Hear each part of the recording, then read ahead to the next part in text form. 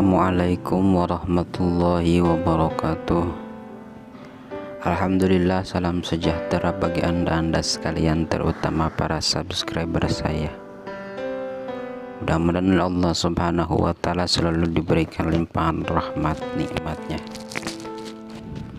Perbincangan mengenai fenomena akhir zaman senantiasa menarik dan serba misterius. Karena itulah, untuk memahami apa yang akan terjadi nanti, kita harus benar-benar memahami Al-Quran dan hadis sebagaimana yang dipahami oleh ahli sunnah wal jamaah. Kita sebagai ahli sunnah wal jamaah wajib mengimani bahwa akan terjadinya hari akhir, dan hari akhir pun ditandai dengan munculnya Dajjal sesuai riwayat yang terdapat dalam hadis sahih, tanpa harus mentakwil ataupun mengubahnya. Masalah Dajjal ini termasuk masalah gaib atau sam'iyat. Cara mengimaninya, kita harus meyakini sepenuhnya sesuai informasi yang datang dari Rasulullah Sallallahu Alaihi Wasallam. Rasulullah Sallallahu Alaihi Wasallam mendapatkan beritanya langsung dari Allah Subhanahu wa Ta'ala tentang hal-hal gaib yang akan terjadi nanti di hari kiamat, tentang apa-apa yang belum kita jangkau, tentang apa-apa yang tidak kita ketahui. Mengimani tanda-tanda kiamat yang diantaranya adalah keluarnya Dajjal. Syekh Abu Ja'far At-Tahawi yang wafat pada tahun 321 Hijriah dalam kitab Aqidah At-Tahawiyah menyatakan, wa nu'minu bi asyratis sa'ah min khurujid Dajjal wa nuzuli Isa bin Maryam alaihissalam minas sama wa nu'minu bi tulu'is syamsi min maghribiha wa khurujid dabatil ardi min mawdi'iha. Kami mengimani tanda-tanda kiamat, yaitu keluarnya Dajjal, turunnya Nabi Isa bin Maryam alaihissalam dari langit, dan mengimani munculnya matahari dari barat dan keluarnya bumi dari tempatnya.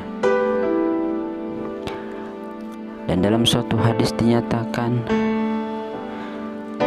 la tuqimus sa'at hatta tahruja sab'una kajjaban. Qultu wa ma ayatuha qala ya'tunakum bisinnatin lam takunu 'alaiha yughayyiruna biha sanatakum fa idza ra'aitumuhum fajtanibu. Hari kiamat tidak akan datang sampai muncul 70 orang pembohong. Rasul bertanya, seperti apakah ciri? Para sahabat bertanya, bagaimanakah ciri-ciri? Rasulullah SAW menjawab, mereka akan datang kepada kalian dengan membawa sunnah, pemikiran atau tindakan yang belum pernah kalian praktekkan.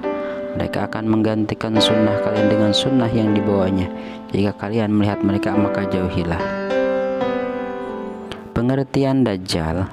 Ciri-ciri Dajjal itu,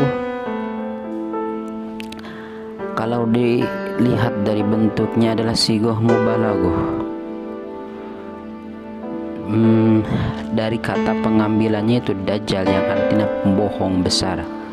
Secara terminologis, Dajjal diartikan sebagai orang yang menutupi sesuatu, karena ia disebut dalam hadis sebagai awar. Ia dianggap telah menutupi kebenaran dan orang-orang yang paling berdusta. Pemaknaan literal sebagian ini seperti terjadi dalam sejarah Islam. Para pendusta atas nama agama sering disebut sebagai kadzdzab atau Dajjal. Kemudian setelah ditandai adanya Dajjal, hari kiamat pun ditandai dengan kemunculan Imam Mahdi dan Nabi Isa.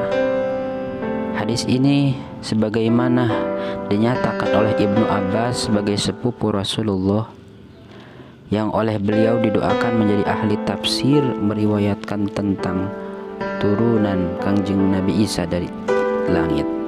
beliau meriwayatkan turunnya Nabi Isa dari langit. Qala Ibnu Abbas qala Rasulullah SAW fa inda dzalika yanzilu akhi Isa ibni Maryam minas sama ala jabali afiq amama hadiyan wa hukman adilan. Ibnu Abbas berkata, Rasulullah SAW dalam keadaan demikian, saudaraku Nabi Isa bin Maryam turun dari langit pada Jabal Apik sebagai imam yang memberi petunjuk dan hakim yang adil. Demikian bahwa akhir zaman akan ada dua manusia utama yang akan memperbaiki keadaan umat manusia. Dalam suatu hadis pun dikatakan, umat tidak akan rusak yang aku ada di awalnya, Isa bin Maryam berada di akhirnya, dan Al-Mahdi pada pertengahannya. Al-Mahdi adalah tanda awal kiamat kubro. Ketika Nabi Isa bin Maryam turun dari langit, beliau mempersilahkan kepada Al-Mahdi untuk mengimami sholat. Dari Abu Hurairah, Rasulullah SAW bersabda, bagaimana kalian jika turun Ibnu Maryam di tengah kalian dan imam kalian adalah dari kalian? Dalam kitab Sahih Bukhari juz keempat halaman 134. Al-Haris bin Usamah meriwayatkan dalam musnad dari Jabir bin Abdullah, katanya Rasulullah SAW akan turun Isa bin Maryam. Lalu Amir mereka Al-Mahdi mengatakan, kemarilah, sholatlah bersama kami. Isa berkata, tidak, sesungguhnya sebagian mereka adalah Amir, sebagian yang lain sebagai pemuliaan Allah bagi umat ini. Hadis ini sungguh baik